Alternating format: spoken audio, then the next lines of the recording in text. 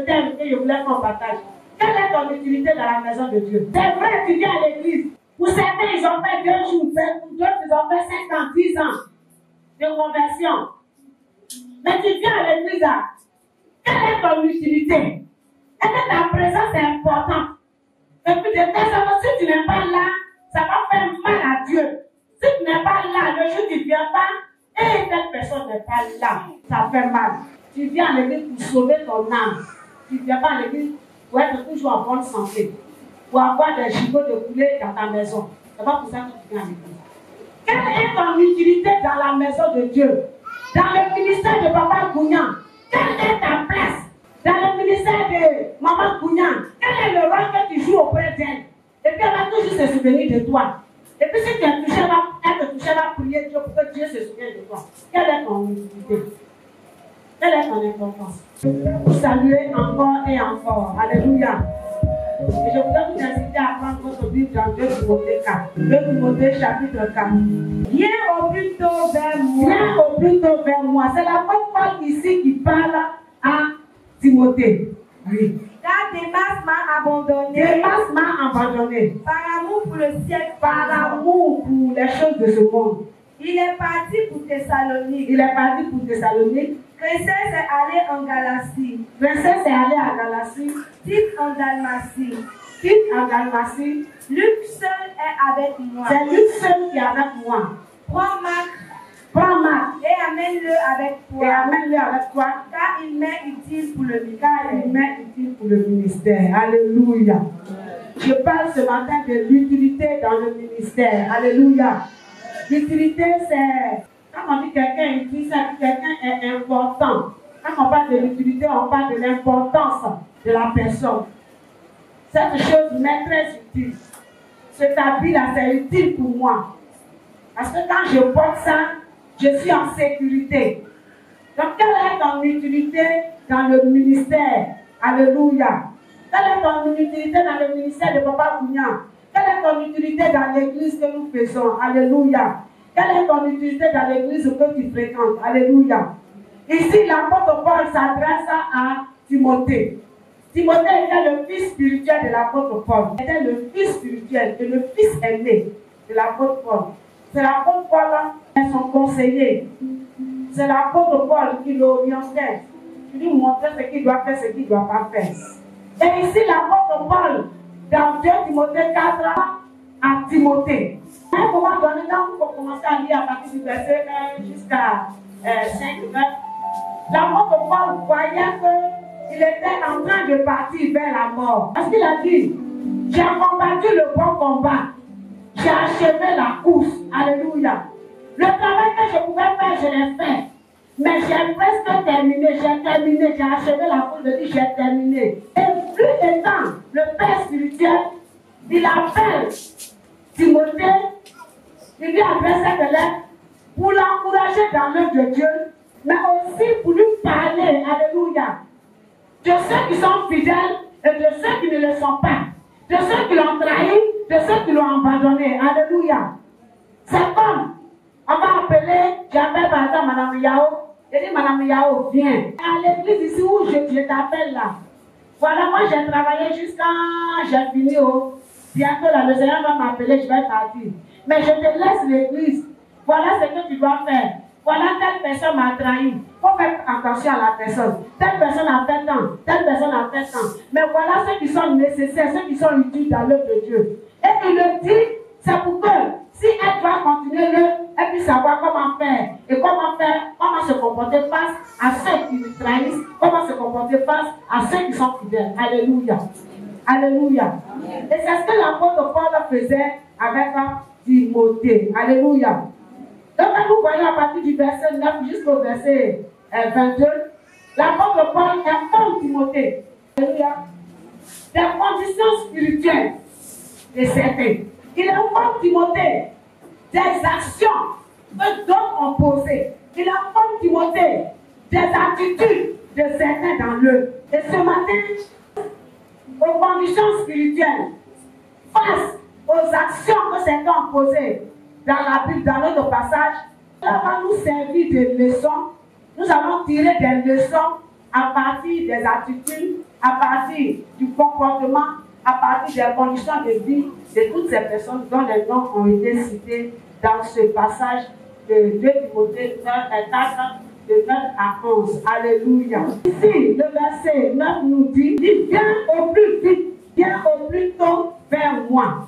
Démas m'a abandonné. Il dit, viens au plus tôt vers moi. Alléluia. Viens vite. Quand tu dis à quelqu'un, viens vite, ça veut dire qu'il y a une urgence. Alléluia. Il y a une urgence. Venez vite, vite, vite, vite. Tu as quelque chose à te dire. Tu as quelque chose à te montrer. Il faut venir vite. Et on dit à quelqu'un, viens vite. Ici, l'apôtre Paul invite son fils Timothée à vite venir parce qu'il connaissait l'importance de Timothée près de lui. Si c'est un enfant impoli, si c'est un enfant paresseux, si c'est un enfant arrogant, quand tu vois que tu es à la fin de tes jours, tu vas l'appeler vite pour dire quoi. Parce que ça veut dire que tu lui dis viens vite, il ne va même pas vite venir.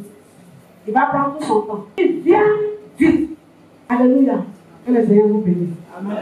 Quelle est ton utilité dans l'église? Quel travail tu fais même depuis que tu es dans l'église? L'apôtre Paul dit, Timothée, il faut vite venir auprès de moi. Il faut vite venir auprès de moi. Si tu n'es pas auprès de moi là, je me sens vide. Si tu n'es pas auprès de moi là, je sens que c'est pas comme ça. J'ai besoin de toi auprès de moi. Quelqu'un a besoin d'un chrétien fidèle, d'un chrétien qui aime les pasteurs, d'un chrétien qui aime travailler, d'un chrétien pas paresseux, mais des chrétiens qui aiment l'œuvre de Dieu. Est-ce que tu connais le jour de ta mort? Quand Dieu va t'appeler, et si Dieu t'appelle, où tu seras? Toi à qui on va toujours demander pardon pour venir à l'église?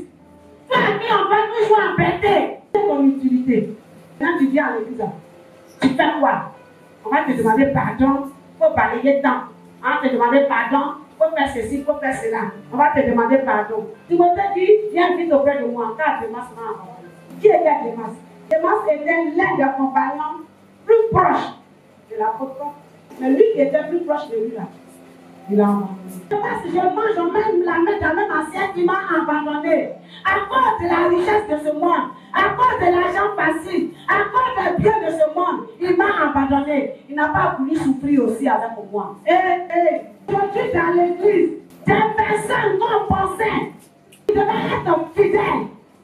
Lorsque quelqu'un leur présente une richesse quelque part, ces personnes sont prêtes à partir. Tu ne veux pas souffrir. Tu ne veux pas souffrir, tu veux vite avoir l'argent. Tu ne veux pas souffrir, tu veux avoir l'argent facile.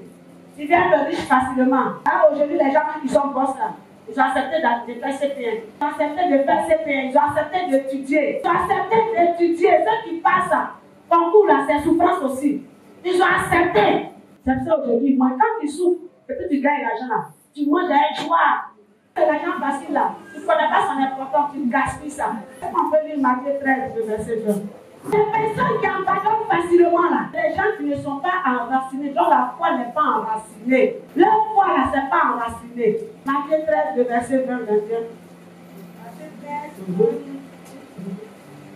Celui qui a reçu la semence dans les endroits heureux, c'est celui qui entend la parole et la reçoit aussitôt avec joie. Mais il n'a pas de racine en lui-même. Il manque de persistance. Il manque de persistance et dès que survient une tribulation ou une persécution à cause de la parole, il lui trouve une occasion de chute. Alléluia. Je suis en train de prêcher terre à terre pour vous permettre de comprendre quelque chose. S'il y a des cailloux qui sont remplis quelque part ici, et que tu jettes des grains de riz, est-ce que vous pensez que la racine va aller en profondeur? Hein? Pourquoi? À cause de quoi?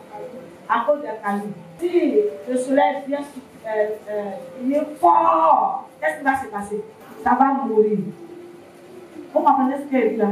Plus souvent, il y a des gens qui souffrent même, soit qui sont terriblement malades, et puis qui souffrent. Dans la souffrance là, on vient leur annoncer l'évangile. Premièrement, ils acceptent le Seigneur à cause de quoi? Parce qu'ils cherchent la guérison. Ils se disent, ah oui, est-ce que tu vas accepter? Oui, je vais accepter, il faut prier pour moi. Je vais accepter, il faut prier. Quand on prie pour ces personnes, elles sont guéries. Ces personnes viennent à l'église parce qu'elles ont été guéries. Les personnes viennent à l'église parce qu'elles ont été guéries. Il n'est qu'à voir une situation difficile qui se présente à elle. C'est là on va voir si leur foi est avancée ou pas. Il suffit qu'il y ait un problème bien net. Moi, je ne connais pas votre Jésus là. Je pensais que c'était la rose.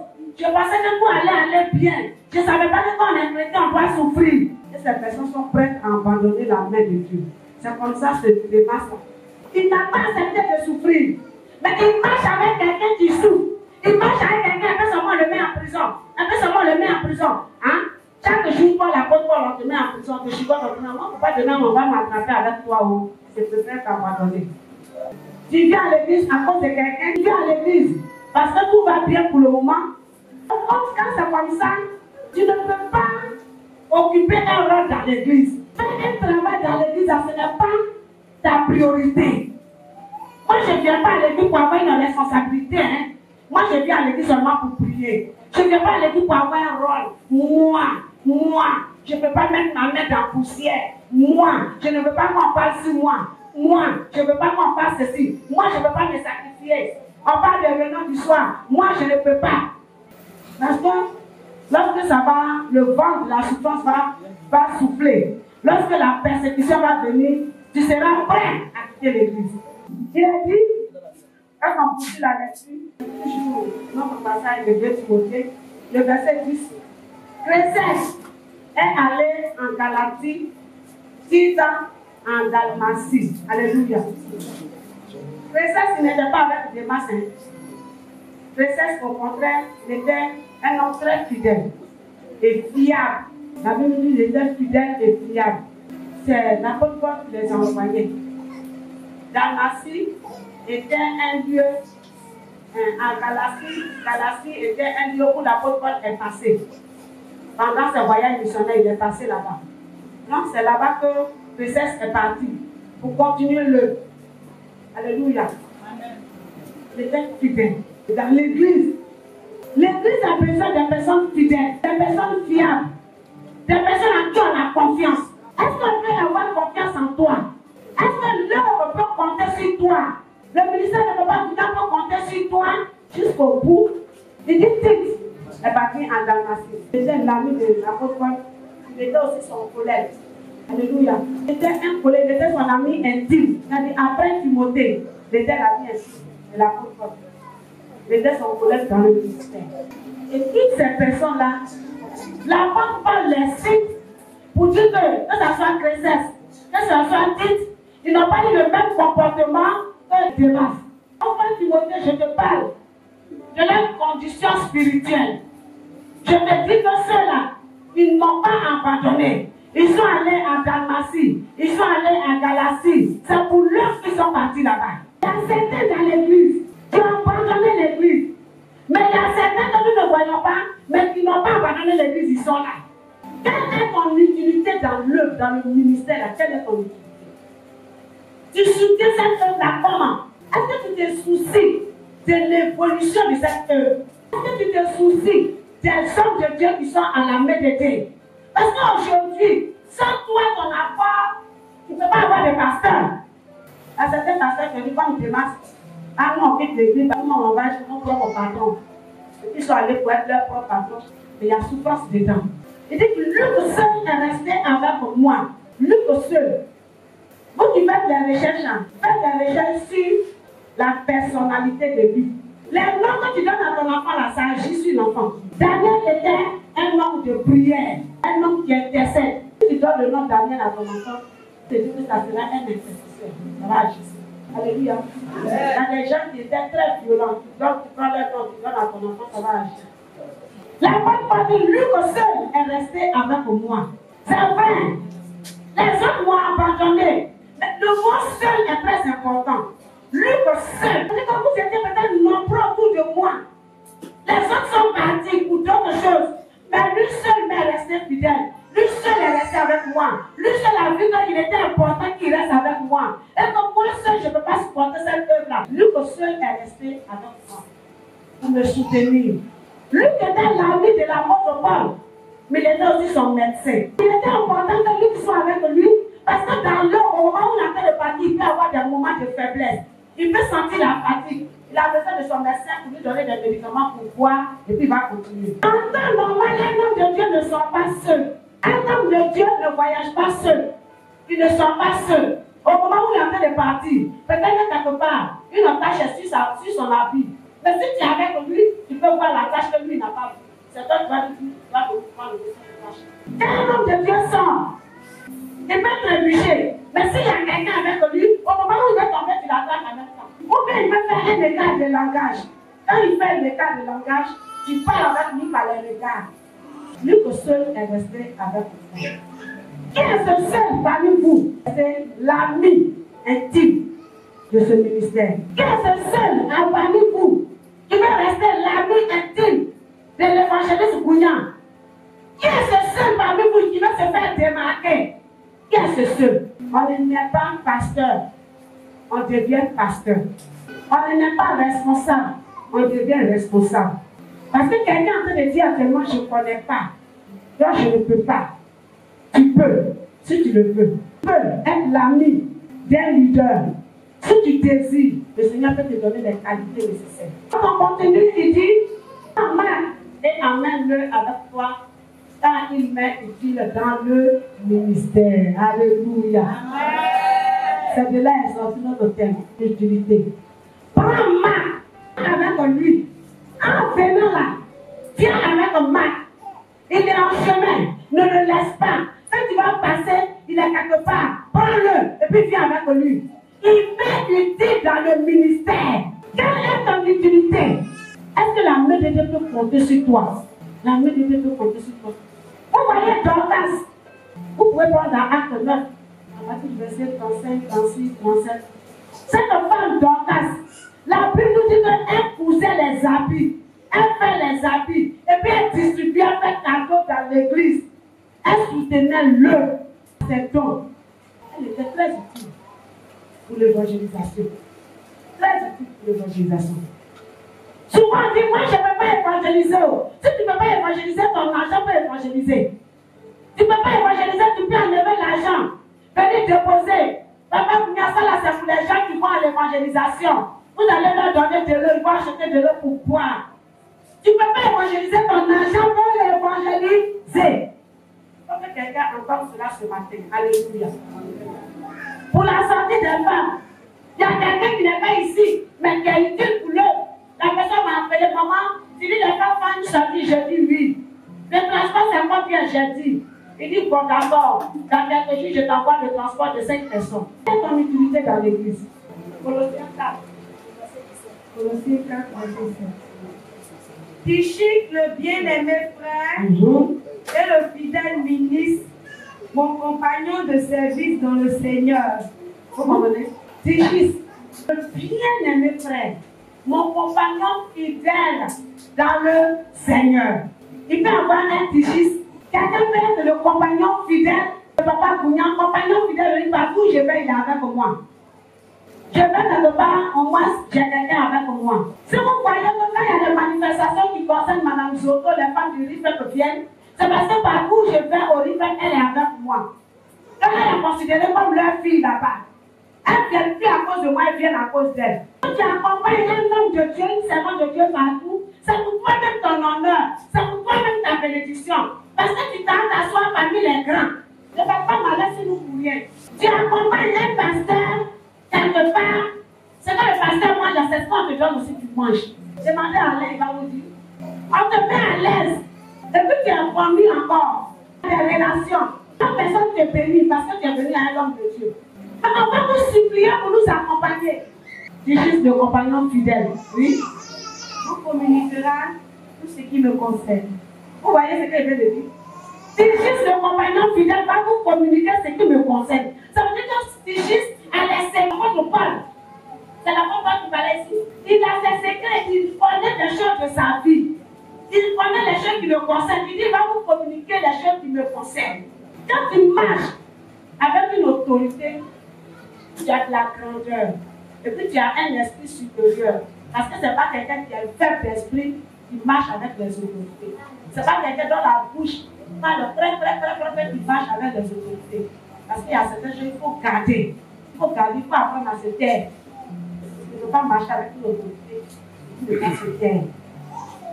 Sois utile auprès des autorités spirituelles. Oui, continue. C'est notre dernier passage. Je l'envoie exprès vers vous, pour que vous connaissiez notre situation et pour qu'il console vos cœurs. Alléluia. Ici, par exemple, si on vient aller voir une autorité, ou on vient aller voir quelqu'un pour nous aider, ou bien vous parler des difficultés de l'église, entre vous, je demande au peuple, qui on peut envoyer? Regardez les responsables à dire, qui on peut envoyer qui peut aller parler valablement des difficultés de la vie de l'église? Papa, que, et puis qui va? Maman Zoé. Alléluia. Elle a dit quelque chose, il est très regardant. Il est très, très regardant. Il ne parle même pas. Il observe. Et il sait comment exprimer. Un conseiller pédagogique. C'est son travail même qu'il a fait là, c'est ça qu'il a fait. Même s'il a la maîtresse à aussi. Alléluia. Il sait convaincre. Effectivement, c'est lui on envoie pour faire tous les papiers de l'église. Tout ce qui concerne l'administration, c'est lui. Ça s'acclame, acclamez Papa Dieu. Voilà son utilité dans l'église. Voilà son utilité dans l'église. Il est calme, mais il est très efficace. Dans l'eau douce là, il y a de bons poissons, des poissons sucrés, des poissons de valeur.